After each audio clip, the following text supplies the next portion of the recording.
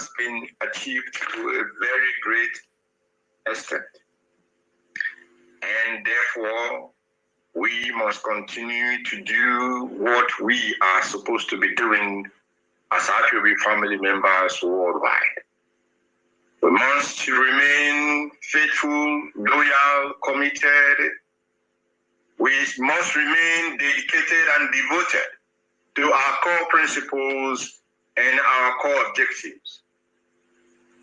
And like I said on the day of that very event, there is no other reason why heaven has mandated our leader Mazi Kalu to gather the children of Chukwuabiama together in order to pursue this very, very noble cause. The emancipation of the Biafran people from the quagmire that is called the Zoological Republic of Nigeria. The freedom and liberty of the Biafran people from the hellhole the British put together and called it a country. And our leader, we all know, gathered all of us. And we are doing what we have to do. Despite the challenges that we have encountered, we are encountering on a daily basis, Chukwuabiama has been our help and our strength. And we are moving from victory, from one battle to victory, or for another battle. Our leader, like he is worth doing, has all of us in his thoughts and in his prayers. He does not concern himself with his own condition, with all the inhuman treatment that he is receiving, the torture that he is being put through. He is concerned about the well-being of those he has gathered together under this very umbrella called the indigenous people of Biafra worldwide. We are all in his thoughts and prayers, therefore we must as well continue to present him before heaven in all our supplications and in all our prayers, that Chukwuokike, who has brought him out to carry out this very journey, to carry out this very job, must at all times fill him with the spirit of Chukwuabiama, the strength, the wisdom that he will require and that he needs at this time of trial, which he is passing through on our behalf. I must hasten to add. The trial he is passing through is on the behalf of the people he loved. Unquestionably, he loved us, and that is why he has committed his time and energy to carry out this very, very onerous task. And we must assist him by continuing to do what he expects us as a family to do. And together, we shall celebrate his freedom and celebrate the freedom of the Biafran people and the Biafran nation. And why? How do we do this? We know that the month, this very month, the 28th to be precise, 28th of June 2020 is the court date, our court date, the Biafran people's court date with the zoo called Nigeria. We are being represented in that court by our leader because that they are putting him on trial, they are putting all of us on trial. They are putting all of us as a people on trial. So that's why I always say it is our court date, and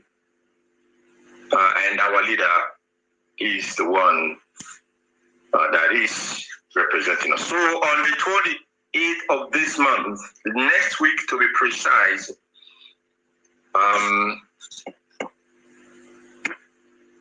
that will be a Tuesday. Next Tuesday, we want to see that this killings end and there's peace, and people go about their businesses peacefully. Everybody wants to see that. But when you say that you want it to be private sector led, we understand that the government is going to provide 80% of the funding, the state to provide 20%, and then provide the land. Yeah. How is that going to be private sector led? The government have not released any cover for that purpose up to this moment, but we don't know since we have not been admitted into the program.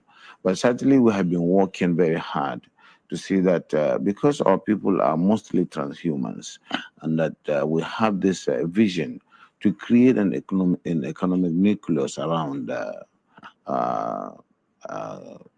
livestock. And of course, it was all the value chain that you can get around livestock, the blood, the horn, the skin. And of course, we will try more to cultivate that culture in our people, while at the same time bringing the Fulanis in one fold and try to arrest their traditional practice of moving from one place to the other. And that is very big, an uphill task. But I think we can communicate with them more, because to them, they don't have borders from Cameroon to Nigeria. But that's the thing, Excellency. How do we ensure that those who will be participating in this federal government largely funded program will be Nigerians? In terms of the funding? No, in terms of the operations. Operations. You said to bring in the Fulanis together. We have Fulanis from other countries. The issue of misconception, I said there is a lot of mistrust and misconception with regards to the Fulani man. The Fulani man is a global or an African person. He moves from the Gambia, from Senegal, and his nationality is just a Fulani man. And as a person, I may have my relations in the Cameroon, but they are also Fulani men. I have relations because from the maternal side, I'm a Fulani man. And that is why we want to educate people. A Fulani man sees himself as a Bayelsan, as somebody coming from the Niger Delta, because he speaks the Niger Delta language, which you and I don't. And of course, we would have to just take this as part of our own heritage, something that is African, and that we cannot just close the border and say the Fulani man is just a Nigerian or this. No. In most cases, the crises are precipitated by those outside Nigeria. When there is a reprisal, it is not the Fulani man within Nigeria that causes it. It is that culture of getting revenge, which is embedded in the tradition of the Fulani man, that attracts reprisal from all over the If I understand it, does that mean that those Fulani men who are maybe domiciled in other countries who move around, they can come into the country and this plan will accommodate them as well? Yes, that's what we want to do. But it has to be done through sensitization, telling them you have to buy in the project, and you use the language, the culture is up to be able to convince them away from the mistrust where the whole system of transhumance or pastoralism is criminalized. Criminalization of pastoralism is the problem that we have with this project, and it requires people with passion who understand them and who they believe in, people like us from that part of the country, to say yes, we have this. Because today there is no limit to the accusation that this and that has happened and it is the Fulani man who caused it. There is no tribe that is not that you don't have this criminality in, but certainly the way and manner we do it is really excavating the crisis and the problems.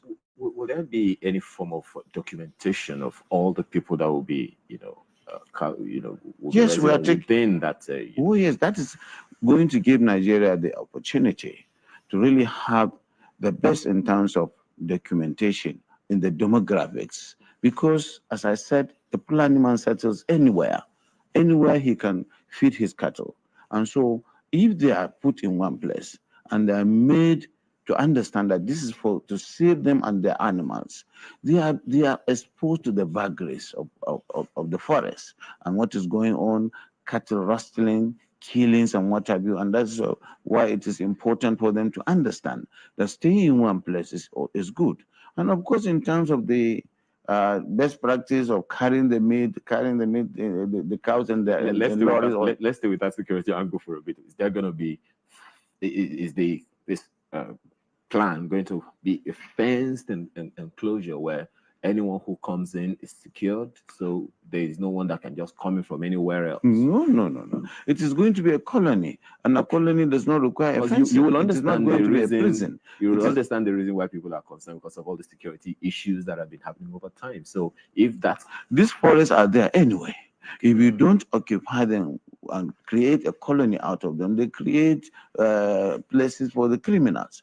And today, that's why you have the Sambisa forest, because it is not being utilized. But Your Excellency, much as yes, I mean, they're fantastic.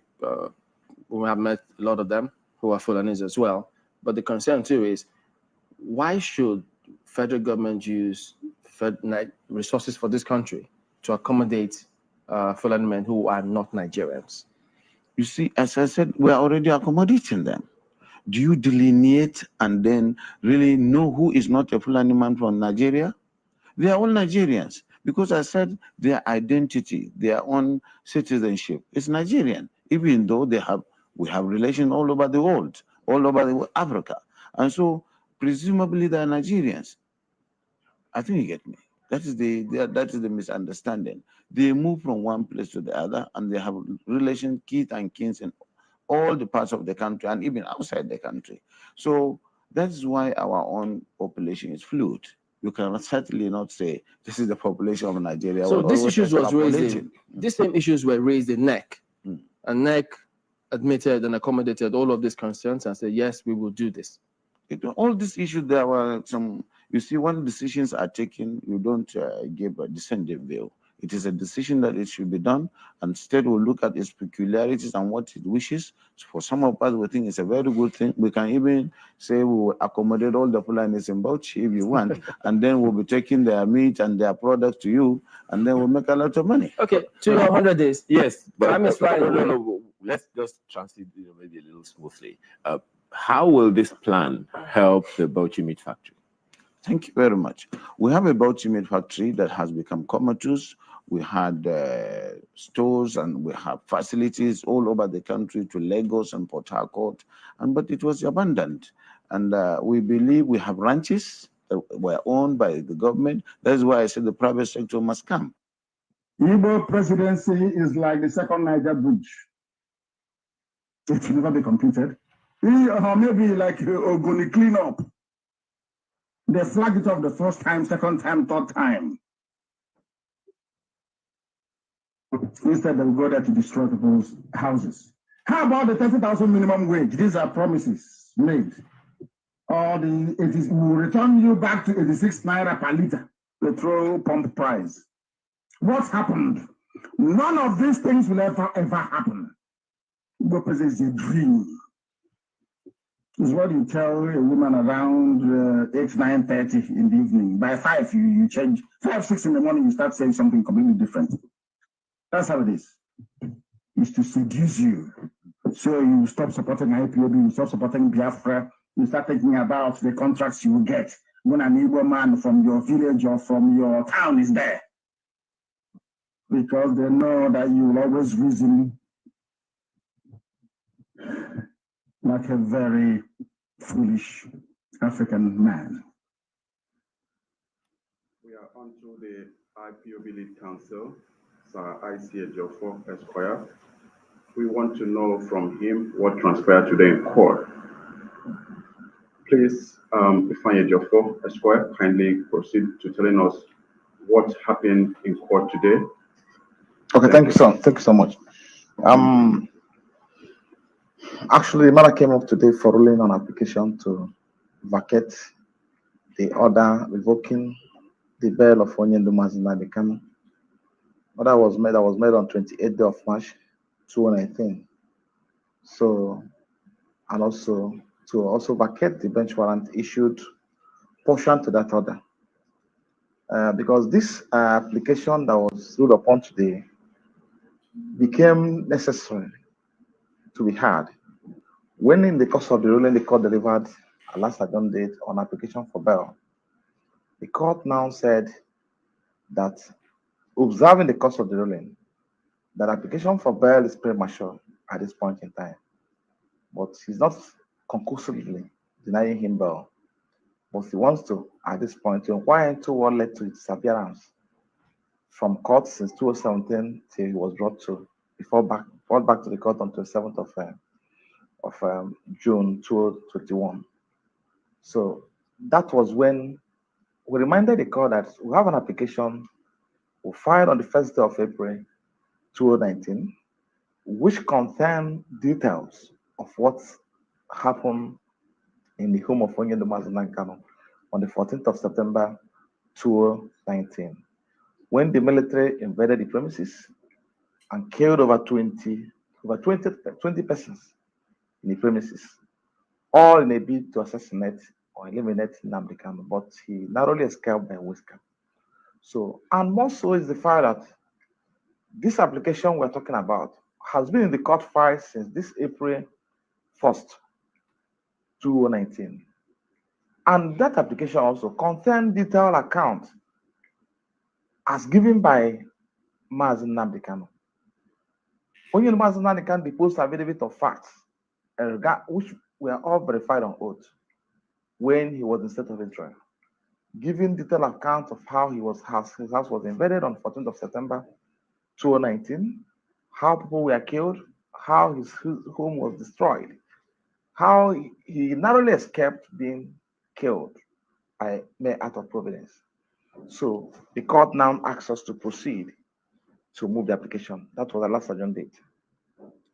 Even the prosecutor, it's important for me to highlight this fact because I'm making a foundation for issue I want to resolve, which came up during the ruling court delivered today.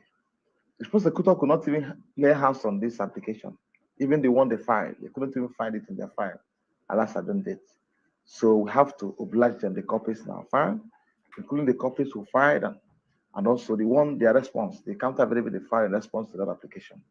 So, and when court, which took almost 15-20 minutes to be concluded, this exercise. So when court was satisfied that this application has been in court file since April 1st, 2019, and this application in substance has taken care of actually what the court's requesting us to do. So, and here, there, and then Nnamdi Kanu, Onyendo Mazi Kanu was in court. The court asked us to move the application because the essence of this application is to explain to the court. The court said it hasn't been formally informed, despite the fact that this application has been in the court file. And each time, at any given time, the matter was coming up then, we bring to the attention of the court that this application, will have it before you. Because they've been talking about jumping bail and other things which will be resolved by the content of this application, particularly the affidavit on oath verified by Onyendo Mazi Kalu. So it was taken and adjourned for ruling. The date was adjourned for ruling. The court sent a message across that it's not sure indisposed. So obviously on Helgan, I will not be able to call on it to sit. So I was consequently adjourned out of record to today for ruling. So today, the court ruled on it. Unfortunately, the application was not granted. The court, part of the grounds upon which the application was refused, according to his lordship ruling, was that first of all, there was no breach of fair hearing because and no breach of fair hearing because we're complaining about not giving us time, not giving the defendants time to address him on things, on facts of what happened in his house, opportunity as contained in 35 of the Constitution. So, and also that it took us 4 years to file this application because the court said it's in open court. So, however, it's also important for me to digress a bit because we have to explain things in a manner that people understand it in black and white. It's here. I will even oblige you copies of what to file on the 1st of April. It's here. It's not in Lagos. It's here. It was a decision the ruling the court made on 28th of March 2019. And on that day, because on that day, before 28th of March 2019, the matter came up on 11th November 2018. when the court invited the shorties to come and explain the whereabouts of Onyenduma's Nnamdi Kanu. I actually filed a process in court. The court said, I will not listen to this process. I have no business with you. I don't want to talk to you about your client. I want those who took Onyenduma's Nnamdi Kanu on bail to come and produce him before the court, because I gave him to them. So they were in court on the 11th of November 2018, as directed by his lordship, and they all filed processes before this court. Distinguished Senator Barry filed a process, Tochukwu filed a process, and the third person filed a process, explaining to the court what happened to the person they took on bail. That this person was due to be in court on the 11th of October 2017 to contribute to trial. But instead of the federal government waiting for him to be in court, the military went to his premises, to his home on 14th of September to kill him. And also stating the fact that, assuming without considering to the fact that he committed any offense, in the course of enjoying the bail granted to him by court, that they would have been asked to produce him before the court, or probably on that day he's coming to court, the court probably will frame for that child an account of the offenses committed. But without reference to them, the military went to his premises, killed, and in an attempt to kill him, they don't know whether he's alive or dead at the point we are talking about. So this application were all filed before the court. Before that, 11th of November 2018. So they were in court on that day with this application. And the court said, okay, they told the court, the lawyers informed the court that we have an application before you, stating the fact that the person who gave us on bail, we can no longer lay hands on him. We don't know where he is. We understand his house was invaded. We don't know whether he's alive or dead. Why would he be attacked? As a matter of fact, we want to relinquish our tradition. This was contained in the document in the filing court. The court now said, okay, we are going to hear this application on 28th day of March 2019. We filed. So, but for interim, the court proceeded to rule. The shorties, on that day they were in court, without listening to them, without hearing the application they filed in court. Because she proceeded to rule as follows. Welcome. Good morning, good evening, good afternoon, according to your time zone. Mazi, can you hear me? Yes, I can hear you. All right. Welcome once again to this our discussion forum, the IPOB Asia family. I know it is too early in the morning from Asia. In Biafra land is 9:18 p.m. So we will just have to discuss on some of the issues and the challenges facing our people all over the world. Because we say in our language that he whose house is on fire does not pursue rats. So our respective communities are under occupation by the Fulani terrorists. You know, the Nigerian states, they have the official policy of recruitment of terrorists, or should I say conscription of terrorists into the Nigerian army and other security agencies. This policy, which in our own value system, we see it as contrary to our belief, whereby terrorists that have murdered, that have killed a lot of people, that have committed atrocities, are being pampered by the government of the day, giving them succor. If we remember, before the 2015 general election in Nigeria, the terrorists nominated the late Muhammadu Buhari as their negotiator. And then when the man assumed power, he opened the flood, the gate of hell from the Fulani terrorists since then, everywhere has been in disarray in Nigeria. Therefore, we welcome you once again today on this, our forum, IPOB Asia discussion on Biafra restoration. What are the challenges facing our people all over the world? What is the reason why we are sojourning all over the world? What is the reason why we are in Asia, we are in China, we are in Malaysia, we are in Singapore, we are in Cambodia, all over the world, we are scattered.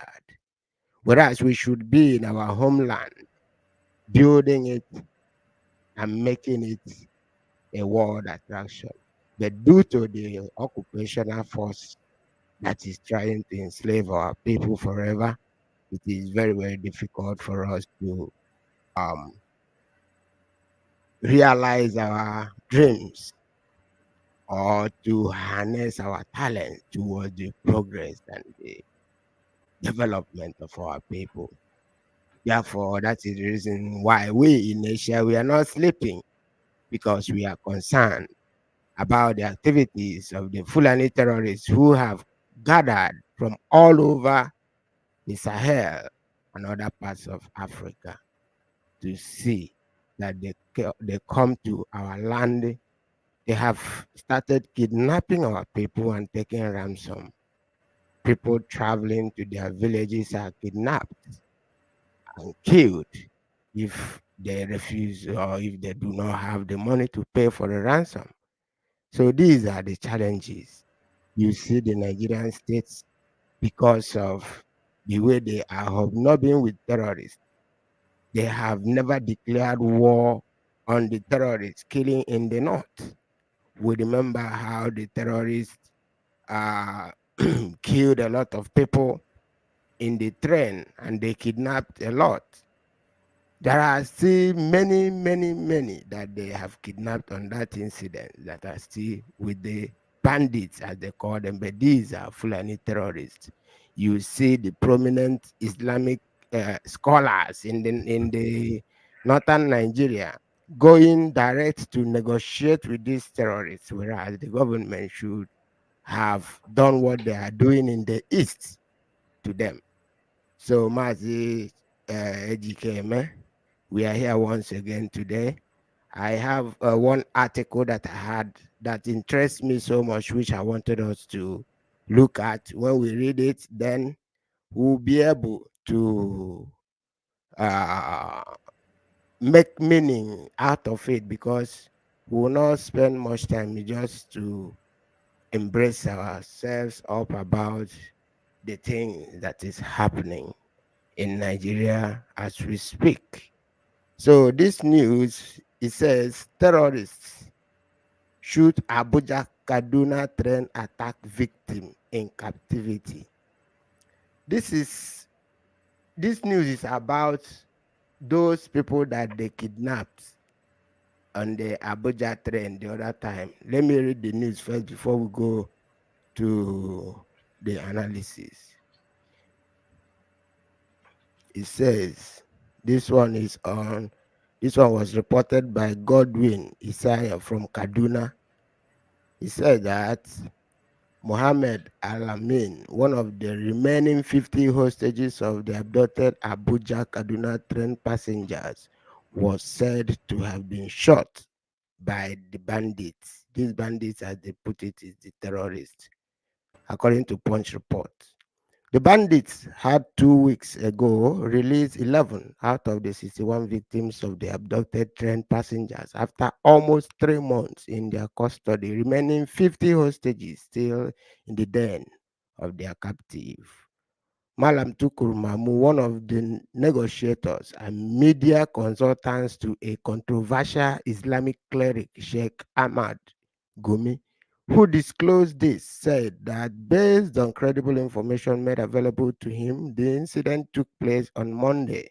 According to Mahmoud, the incident occurred during friendly exchanges of fire at the forest between the abductors that are guarding the victims and preventing them from possible escape. You see, this is a sheikh, a prominent Islamic person that is telling the newspaper reporter word for word how it happened. That means he is there. These Islamic sheikhs in the north are the ones behind all these terrorist activities, because it is to fulfill the agenda of the Fulanese. Everybody is working in their own respective specialization. That is what they do. They have the people they call the bandits, they have the one that are the terrorists, Boko Haram, they have Ansaru, they are in different stratas of the society. They have the ones in the political offices, the ones at the National Assembly. This is how the Fulani roll. Let me continue. Although he said the victim was critically wounded but still alive and needed medical attention, Mamu, in the latest edition of the Kaduna-based newspaper Desert Herald, cited by one of our correspondents on Wednesday, stated that the shooting of one of the hostages could be intentional just for the purpose of sending a message. He added that he pleaded with the terrorists to release the shot victim for access to medication, but that they vehemently refused. I pleaded with the abductors on Tuesday to free the victim that was shot, whom they said is in a critical condition, to allow the government to treat his emergency case, but they vehemently refused, insisting that they will not entertain any demand except the government attends to theirs too. Mamu added. He maintained that the federal government must be prepared to take full responsibility for the failure to act fast in efforts to rescue the remaining 50 hostages before more harm before them. He also expressed concern that there had been constant communication, but the government had yet to take a decision, adding that the government must take painful decisions to secure the innocent victims. So let me just stop it there. Mazi, this is what is going on in Nigeria now. What is going on in Nigeria is not ordinary. It is something that has been planned for a very long time. And it is quite unfortunate that our own people, specifically those we call the political leaders, they are not living up to expectation. Now, Mazi, as I have read on this news, you see the type of a franchise that these Islamic teachers have in communication with the terrorists. And the Nigerian state, if it is a functional government, they have never gone ahead or after these terrorists that are kidnapping a lot of people, taking ransom and killing people. What do you have to say about this in Mazi? Yeah, um, Biafras all over the world. My name is Mazi Chisomejike. Good morning, good afternoon, good evening, and good night. Wherever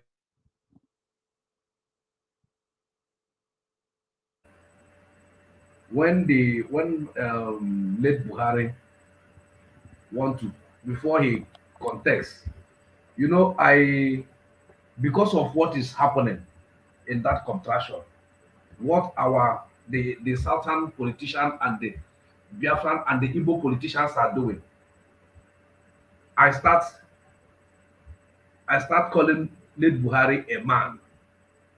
He's a man. I call him a man. I love brave men. Even God in heaven loves brave men. I have to tell you the truth. I don't hide my feelings. Somebody can quote me wrong, but I love the man because of what our Igbo politicians are doing. Because they can't stand on their words. If the terrorists will call late Buhari their spokesperson, they called him their spokesperson. He didn't come out to deny it. He still made a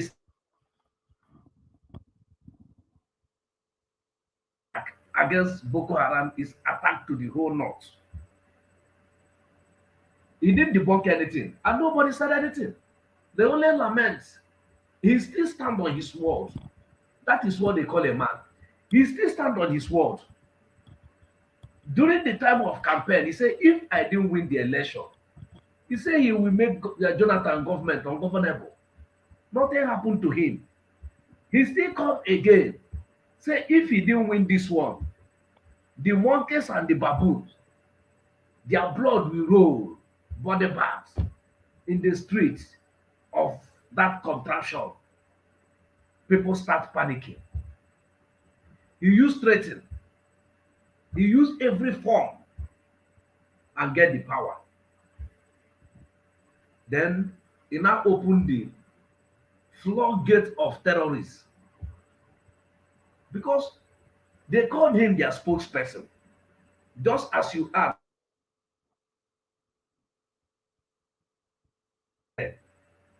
and you know your father will never be against you, and your father win. What is the next thing you will do? You will increase your speed. You will increase your speed. All the whole Nigerian, so-called southern Nigerian, they were there watching this man encroaching, one after the other, encroaching, till he reach where he want to reach. The wife still come out, say, where are Nigerian men? Aisha Buhari, I love her for that word. By then, our leader have been shouting that this man has gone. Aisha say, where is Nigerian men? Are there no man in Nigeria again? If a woman can come out and say such word, Aisha Buhari is not up to 53 years. A young lady. A young lady. Mazi, in all these things that is happening, you know, where are Nigerian men? Yes. Now, even me, I don't even have much interest in talking about Nigerians because I know that they are irredeemable. No, I know why I want. Where my concern lies mostly now is the people of Biafra. You know, there are people who have been shouting, I know why Biafra restoration, Biafra restoration, but I like to go to the grassroots. Yes. I know why I'm coming from there. So that people, anybody that are listening to us, or that we play this clip, or that we play it anytime, we understand the mistakes and things that has happened. And why I say that Buhari is a brave man, late Buhari. He's a pedophile, he's a sadist, he's an informer, he's an they had it, they will know that they are not a man. When all those people that are supporting them, they will know they are not a man. If that woman can come out, we are Nigerian men. He said they will come in the night, like Nicodemus in the Bible, to come and lick the shoe of those two men that are hijacked the husband government. That is where things spoil. That is where things spoil Damaru completely. Till today. Till today. The people you are calling clergymen, they are not clergymen. Those people you are calling sheikh, they are not sheikh. Those people are sound terrorists. Do you know they pay Nigerian media money not to call them terrorists, to be calling them bandits? What is bandit? They call it banditry. What is banditry? A picking pocket is a bandit. A street fighter is a bandit. A terrorist is a terrorist.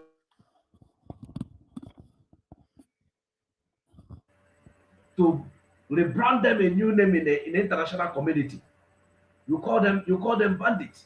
Then what will you call a picking pocket? What will you call a picking pocket? If somebody that adopt 100 and something people, now they are telling the federal government to negotiate. Those people you call sheikh, this man they call Gumi. Gumi have been going.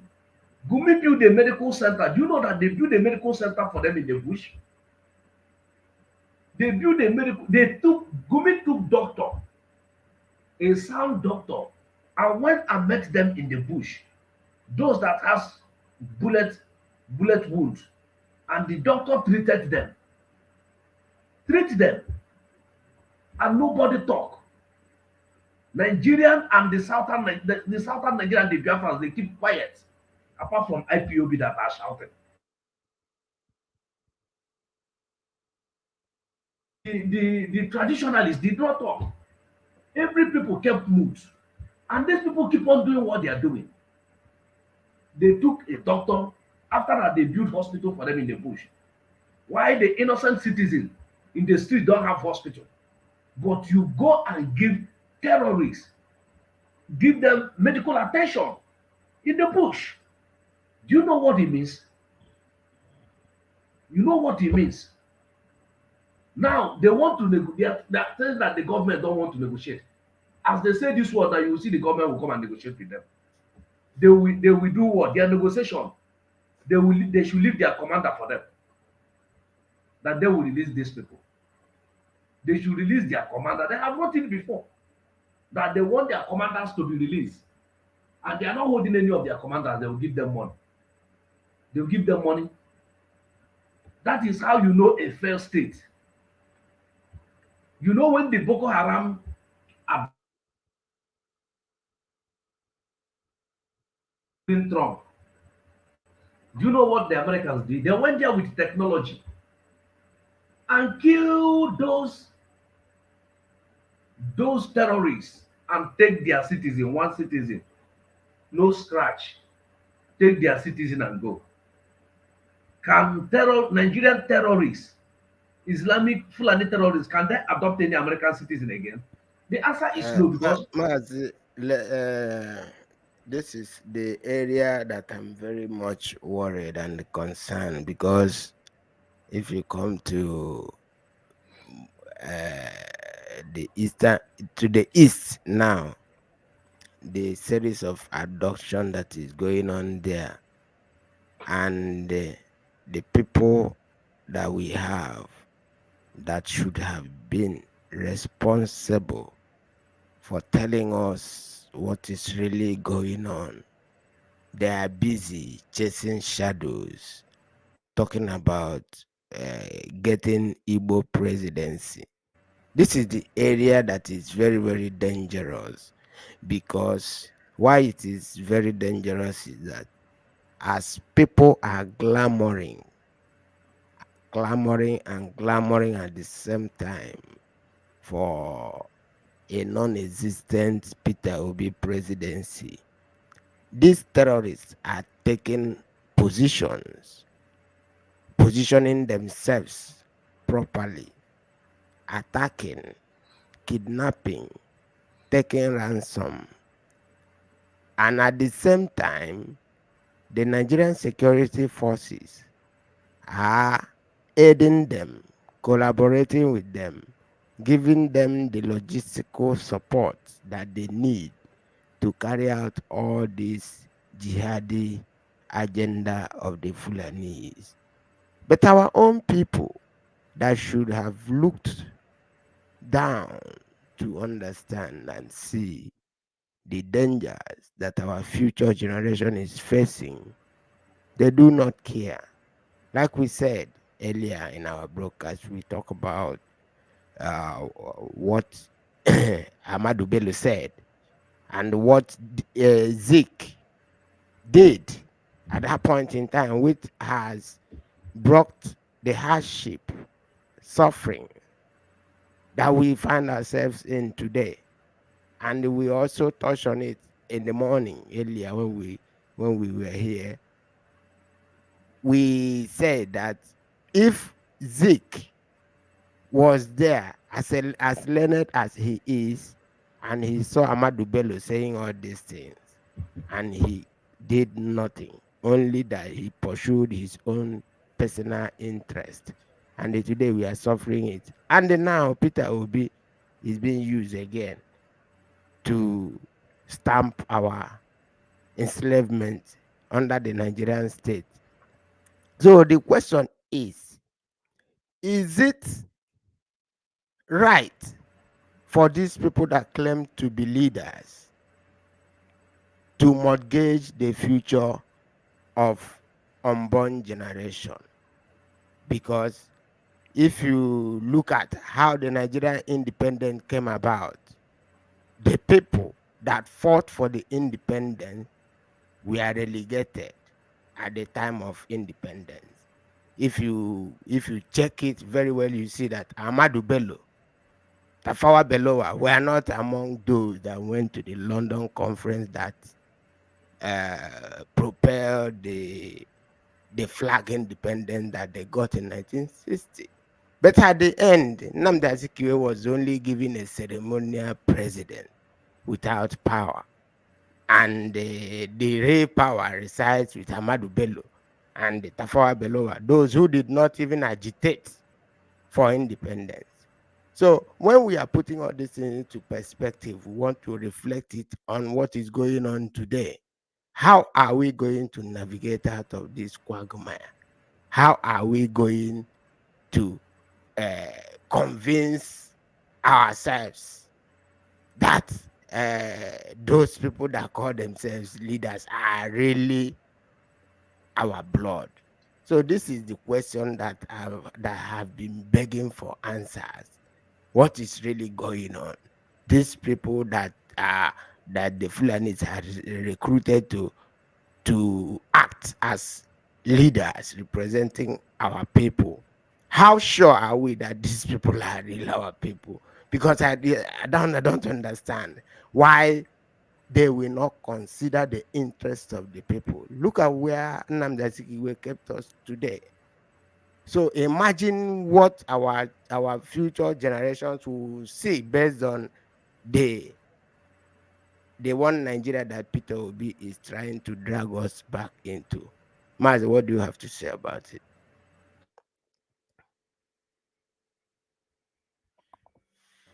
We talked a lot about this thing in the morning today, but this is the fundamental problem we are having. These our people, because these people we call our people are not our people. They are the one bringing our enemy. And you see the statement of Jagowan. He said, had it been he know, he couldn't have go to war with the Biafra. He could have give some individual money. They will overrun the Biafrans overnight. That he couldn't have go to commit that genocide. And these our people have seen that to be a saboteur, it pays. Because our people believe that shall not kill. You know that in the land of Biafra, that is the last place they have prison yard. What our people do when somebody steal, they will pursue the person, excavate the person outside the community.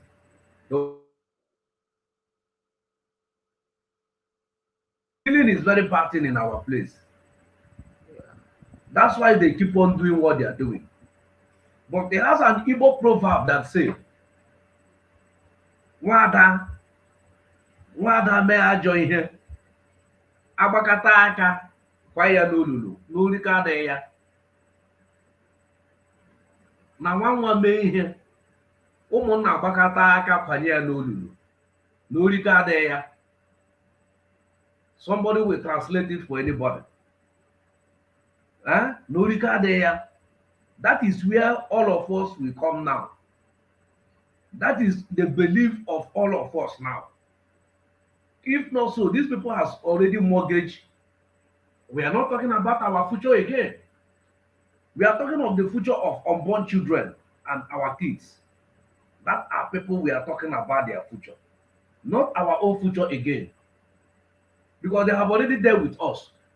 I'll tell you the truth. 2 years became the head of state. Late Buhari was 20-something years. He became a governor of Borno State. The same thing, all of them. How old am I today? Am I talking about my future or to fight for my children and unborn children? You will see that we have already come late. We have already late in the game, but we will not quit. They have mortgaged our own future. They are trying to mortgage the future of our children and the one generation, as you said, and which we will not allow those people. They bleed the way we bleed. Any peaceful revolution can bring dangerous revolution.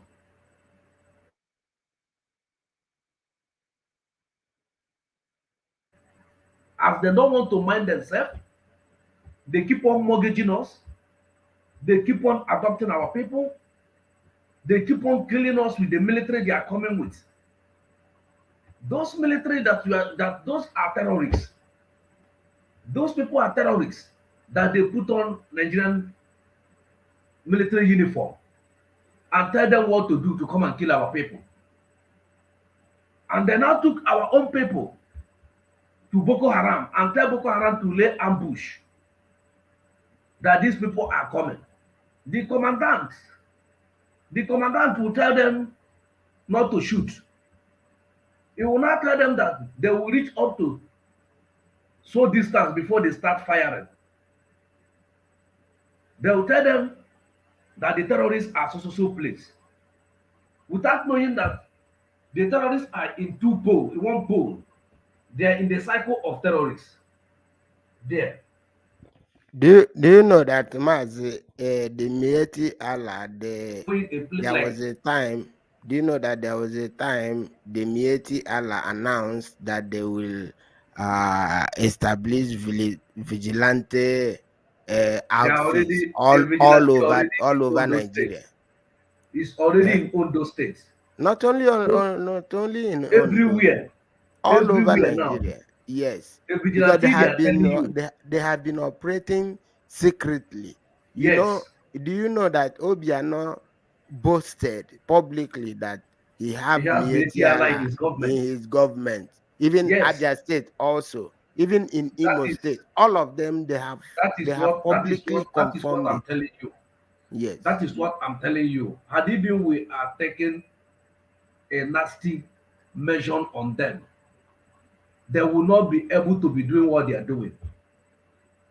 And even we are letting them to know that we employ them, they will not be doing what they are doing. If we talk about taking drastic action, in what form? Because if as we are now, we are talking, you see Ojozo.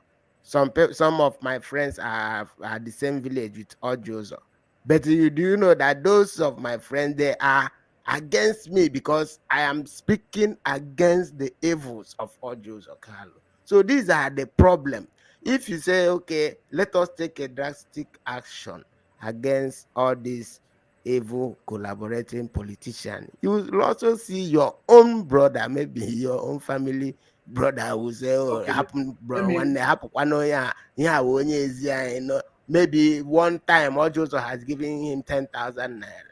So because of that, it will blindfold him to know that these people are the one that is bringing dangerous calamity to our land.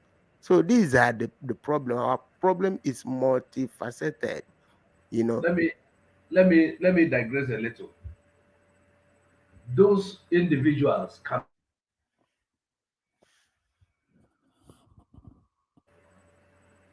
when the shoemaker started as a Bakassi, the roots of the Bakassi that Ojozo Kalu hijacked. You know Ojozo Kalu hijacked Bakassi.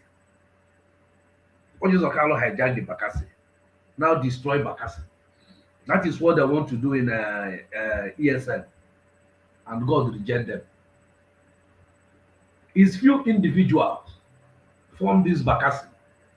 But the Bakassi spread everywhere in Aba. Within how many days? Boys, oh yeah, they did it in Onitsha. The whole criminal, the whole people you think that they are echelon, all of them wrong. Those individuals cannot hold. If we move now, it cannot hold any person. Them themselves will run. Them themselves will run. So I don't give a time about those people. Those people that are supporting us. If they cannot understand what is going on, that they're supposed to have light, have hospital, free medical, have school, have water, have good roads. They suppose when you finish school, they're supposed to have 20, smallest $10,000 in their credit card, with a car, with a house, before they start work. Others are collecting all those things, eating with his family, eating people's things. Do you see some of the people that are commenting, they say Peter Obi presidency didn't stop agitation? Are we talking about stopping agitation, or are we talking about distraction? I want to let me ask them one thing. You understand? Some people, let me tell them. they are just confused. They are talking about. I want to tell those confused.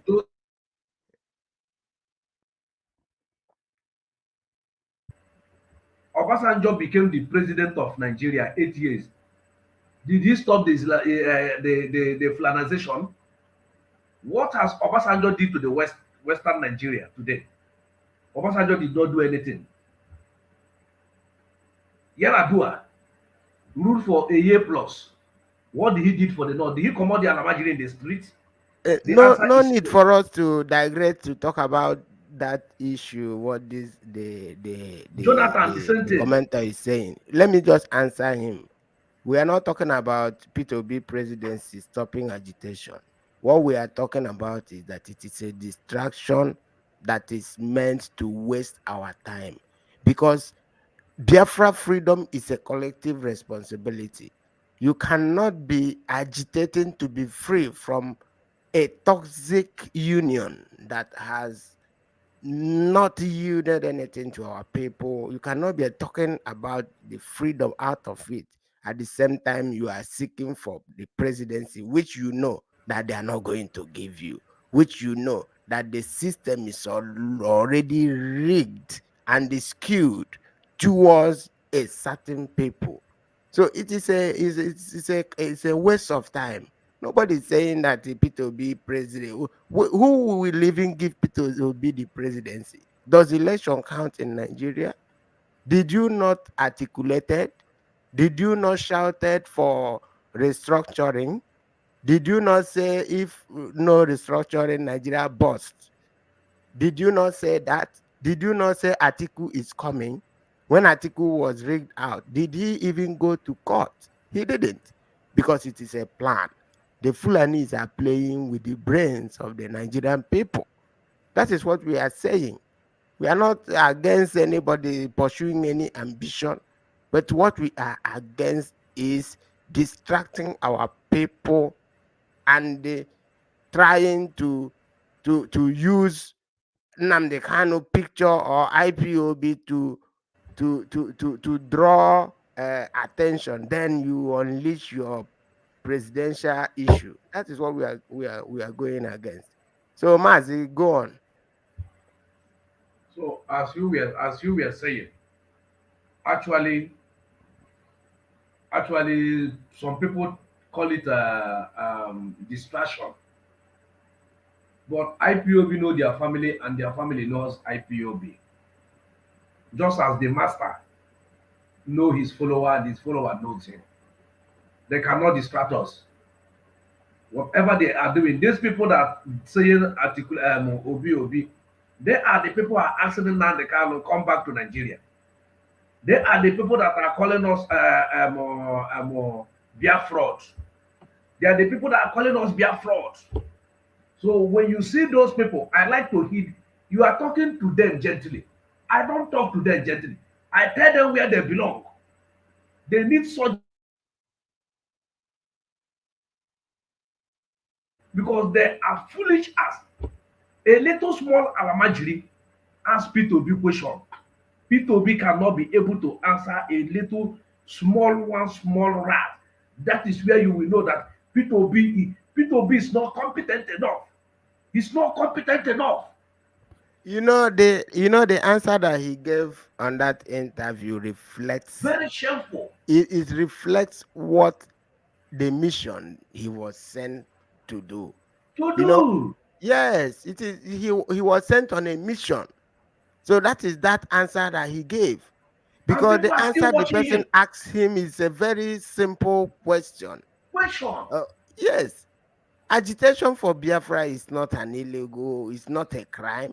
And from record, there is no competent court that has ever convicted any IPOB family member for any crime whatsoever, anywhere in the world. So for P2B to be associating IPOB with the criminalities, saying all sorts of things, it just uh, uh, I don't know. I don't know. It's I can express myself and say it is an expression of foolishness, because there is no relation between the answer that he gave and what the question is. So these are the things that people should understand. Not people you come on, you say IPOB should continue what they're doing. You don't expect everyone to see it the way you see it. That is not, nobody is expecting everybody to see it the way we see it.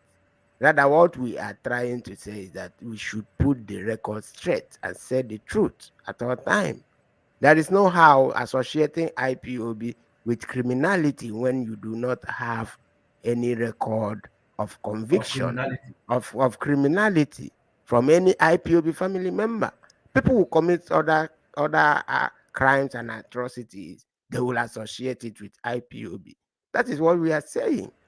If Peter Obi is looking for his presidency, that is his business. He shouldn't You know, associate or you know demonize what IPOB wrongly. That is you why know what it is? how we go against him.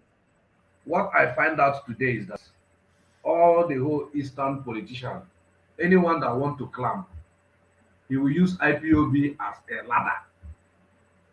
He will use IPOB as a ladder, a lifter to climb. Do you understand? He will use a lifter to climb. When you watch Wike kill our people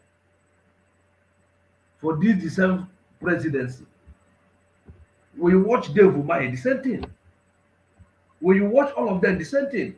I love Even what Peter IPOB Obi, leadership even is. Peter Obi that we are talking about, he Yes, killed our people and threw them in a yes. zoo river. And they He don't ever want confirmed it am on for that forgotten interview about it. that he dealt with the criminals. Who are those Yes. criminals? You You were a governor in a democratic setting. If you found people committing don't give crime, them to what court is it? Is it your power to kill to them kill and them dump them in a zoo river? The in answer the Zoo is River. no. You go to the court. Let the court declare them declare the crime that they have committed and execute them. So all these things that they are doing, killing our people, trying to seek favor from the north, has never benefited them. Okay, look at Devil Mai. After killing our people, what is his situation today? Look at Nwike. It's not After Dave killing Umahi our is people at Obibo, spending state resources for his own personal ambition. What is his what is his situation now? So all these things, they should be taking it into account that the time that you are going against your own people, you will still receive the recompense as a time. So these are the things. Nobody is against anybody, but what we are saying is that the people should be allowed to exercise themselves through a referendum. That is how it is done. Referendum is a democratic principle that should be used to decide. You want Nigeria, yes, and we want Biafra. There shouldn't be any fight over it. You just have a referendum peacefully. Everybody will decide. The result will speak for itself. Not killing our people. Peter Obi is coming with an agenda that has been handed over to him. And he will not even be the president because the Fulanis are not going to give it to him. No matter how he even though claimed to listen, no matter even how though he if they claimed to give it to wash him, himself, to be Nigerian, to Nigerianize himself, those enemies already know him as a Biafran. So these are the facts which all these people should understand. Nobody is against their participation or their becoming president, whether he's a president or not, it would not never change anything. Obasanjo was a president. What is the situation of Yoruba land? Even Buhari, the late Buhari, was president, and they continue his presidency for the second time. 8 years now going. What is the result? So all these things, you know that the Nigerian system is flawed. Nigerian system was created never to function. So these are the things that we are saying. We are not here to make argument on a frivolous presidency. We are here to make argument for our freedom, because our freedom is paramount. You cannot gain anything in Nigeria. That is the fact. As long as we are Igbo people, we are Biafrans. They know us as Biafrans. We can never gain anything. When the British was there, the British were in Calabar. Calabar was the first capital. And then now they have taken everything away to the north. No seaport, no railways, no national presence, only prisons and the police station and military checkpoints. And you think Peter Obi will come and change all those things? You are making a mistake. So Mazi, go ahead.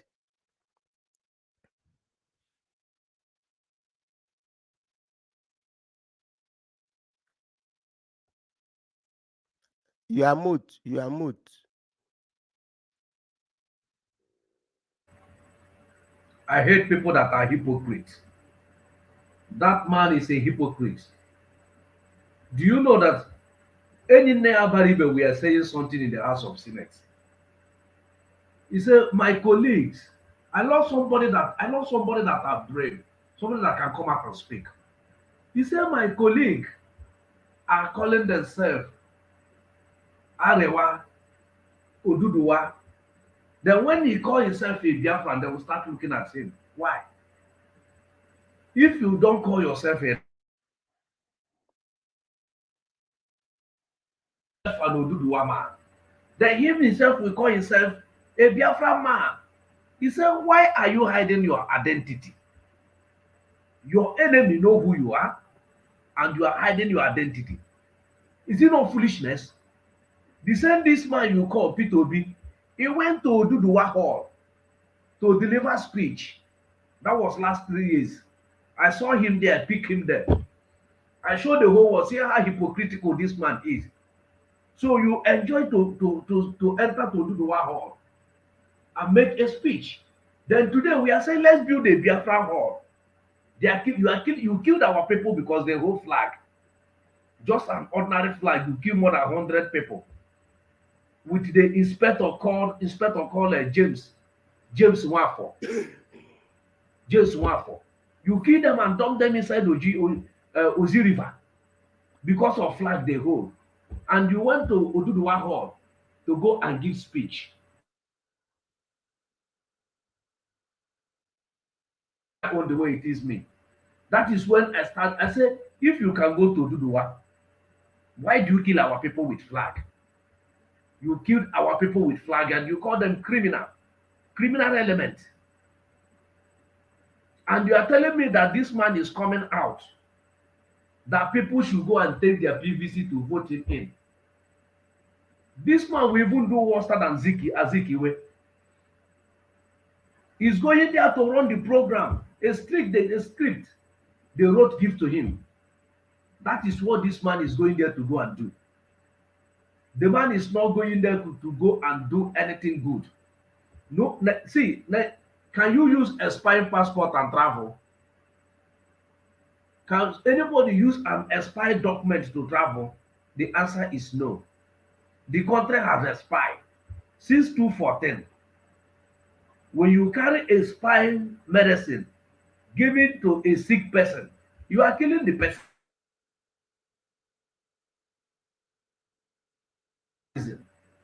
Any bottle that has break, it has no metabolism. It has break. Nigeria has destroyed. If Nigeria can be negotiating with the terrorists for more than 3 months. The victim of that adoption are still there. They now pack all the whole military forces to Biafra land, killing innocent Biafran youth. And the terrorists are moving around using Range Rover Sport in Abuja, Mugatti. Don't you know that these terrorists are using Mugatti in Abuja? Using it like nobody, using even helicopter to bomb communities. You use helicopter in that country, that contraction, to give you a way to fly. When we have Air Force, we have the land soldier, and Kaduna is the home of the military. And you came there and do such a thing and you go. And you are telling me you want to contest. You are contesting. To do what? You just want to come and think that he can suppress the agitation of Biafra. That is what they tell you to come and do. You know, sometimes I know we are in a what we are saying now is going globally. Our leader said the words. He said they should not allow him to lose this peaceful IPOB. Without this chain and command that our leader put, that every person are obeying him. Without that, hell could have lost. Hell could have lost because they have did it up to here.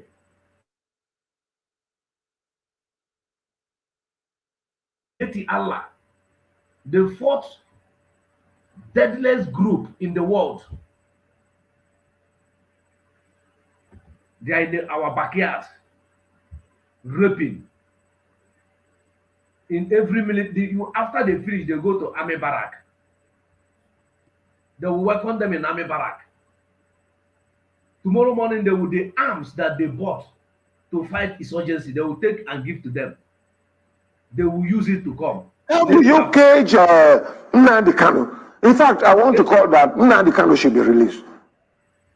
A freedom fight agitator who said that, look, he wants liberation for his people. Why are you incarcerating him? Why are you not going to arrest Fulani men? Look at the bomb blast in train blast in Abuja to Kaduna. Up to today, our people are still being kept by these bandits. Where are the security? Where is the president? Where is the security act to go out and rescue these people? Tell me what is happening. It is a shame. Tell me, Igboho, they went after him in the southwest and were able to stop him. At least we're not hearing about Igboho again. Why can't they stop these Fulani men who are terrorizing this country and have made it impossible? They come to Benue and kill. Just in my local government, within the space of 40 people have been killed. More than 40 people. In another local government, over 20 people were killed. And then you want me to keep quiet. They want to intimidate us. I will never be intimidated. At least, let me talk. If at the end nothing happens, and some of you are keeping quiet, keep quiet to your shame. But I want to say that the rest of Nigerians, you people are joking. I raised alarm in 2016 that these things were going to happen. What is it that I have not said? I have said it. If Nigerians want to get out of this, they should arise. Arise television, as your name implies. Arise and let us liberate ourselves. President Buhari and his cohorts are not able to do.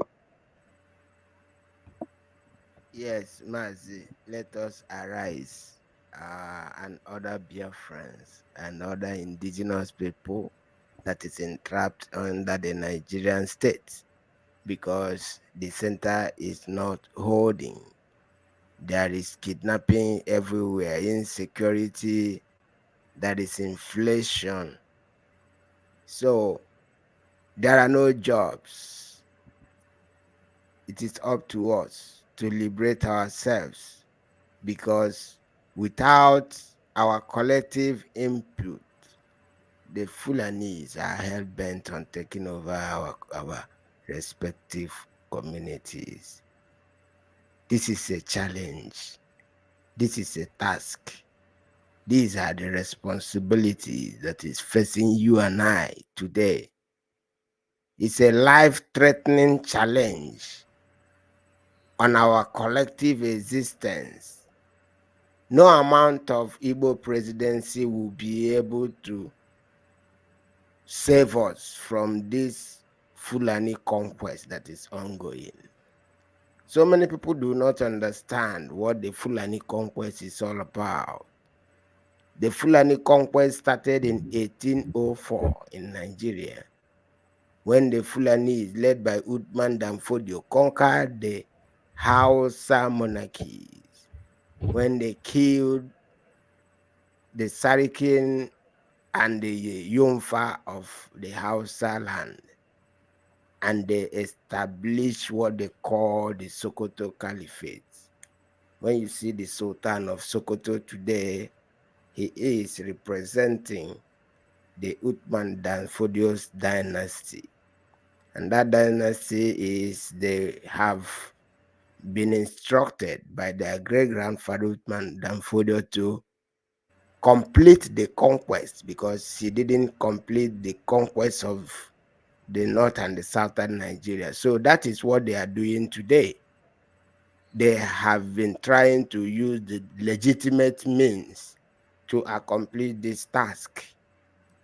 Number one, they first placed, they did everything they did using the resources from our land to place the Fulanis under the control of Nigeria by having the Nigerian representatives at the United Nations. The two Nigerian representatives are all Fulanis. It was for a purpose. It was to fulfill this agenda, so that the Fulanis at the United Nations will be doing the biddings for the Fulani stock against the collective interests of the indigenous people that found themselves in Nigeria. So whatever decision the United Nations will make concerning Nigeria will be influenced by the agenda of the Fulanis. That is how they started. Now they went into Nigeria and they made sure that they placed all the Fulanis in strategic positions.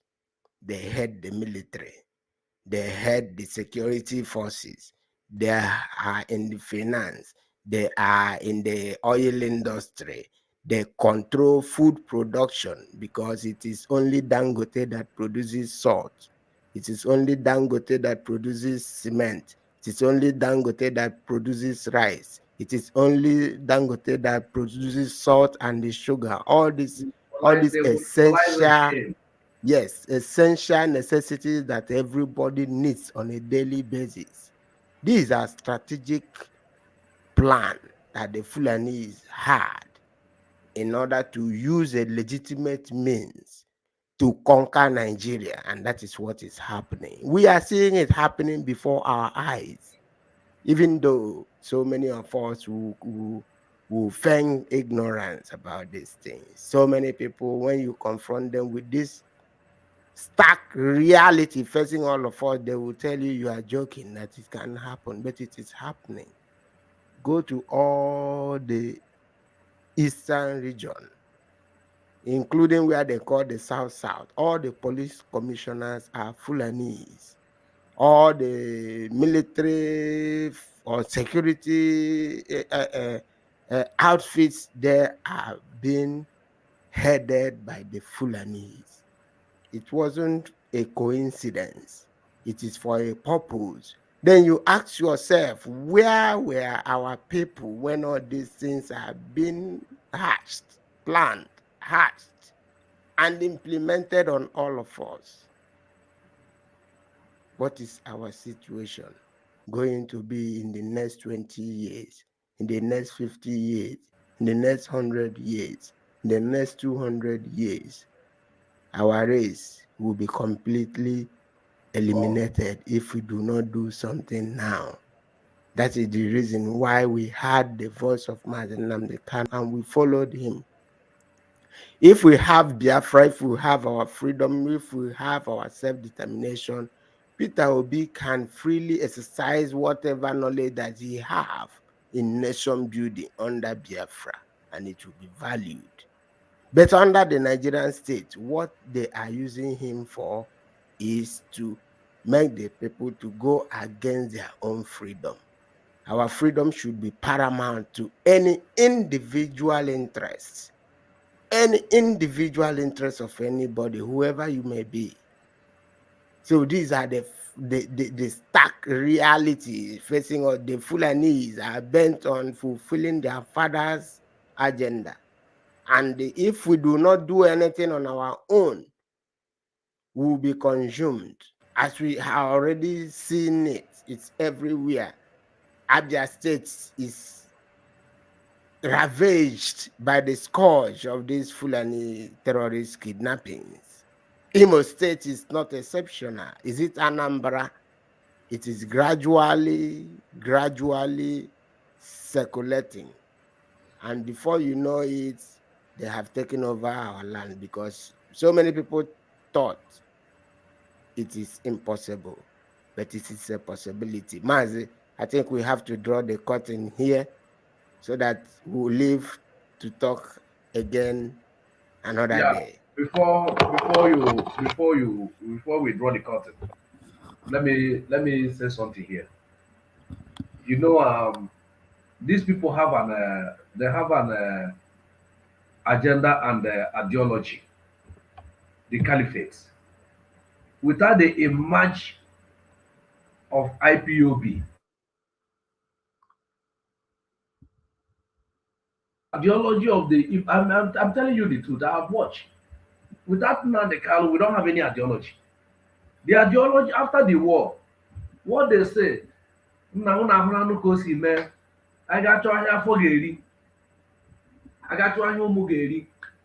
they left everything, what they fought for and what they did.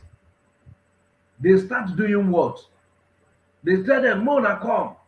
Nigeria don't embrace you people.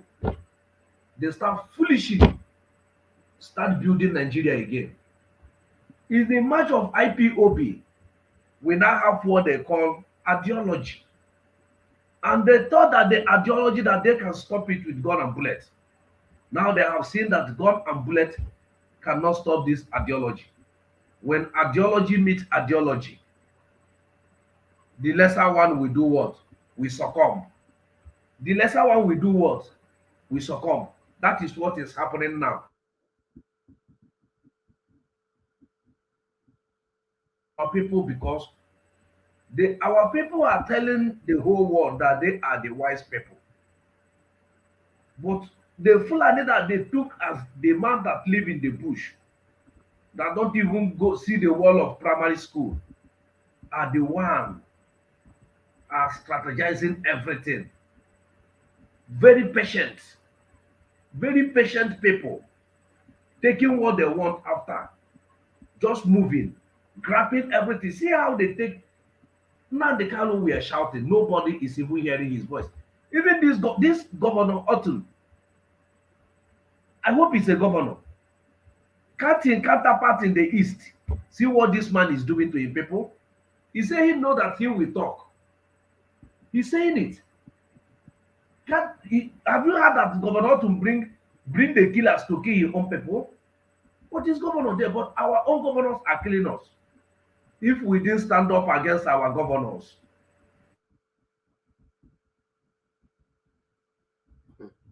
social revolution. From this social revolution, when the gear will change, we will know where we are. Thank you. Thank you, friends. Thank you so much, Mazi. Thank you so much. Our land cannot be taken. I tell you, never. As long as we are alive, we cannot allow our land to be taken over. Thank you.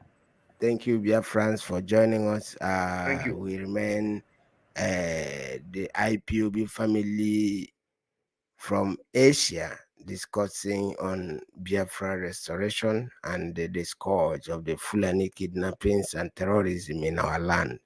What are we going to do? Are we going to sit idly and watch as these terrorists take over our ancestral land?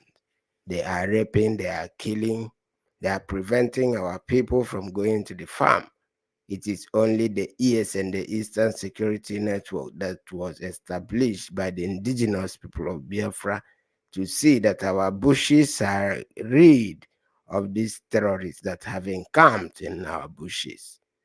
So traveling in our land these days is very, very dangerous because the kidnappings is still ongoing, and the governors, the politicians, the political class, they are not doing anything to help our people. Rather, they are interested in the elections that doesn't count.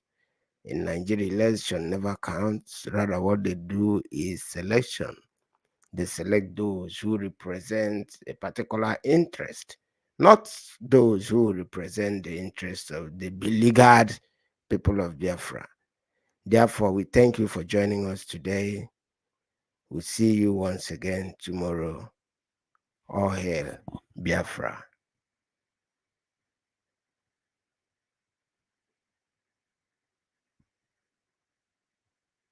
The ESL be doing in the bush? Okay. No, Mazi, let me tell you something. They are bringing in the cows. Let me tell you, when we put up the ban for this, the Fulani cows, what they did, if you watch out what is happening now, they now hand over these cows to some Igbo traders or some Igbo businessmen. They ask them to take these cows in a cheaper rate, knowing quite well that we might not attack an Igbo dealer. Do you understand my point? I'm listening. We are not saying, yes, we are not saying that there are no cows entering.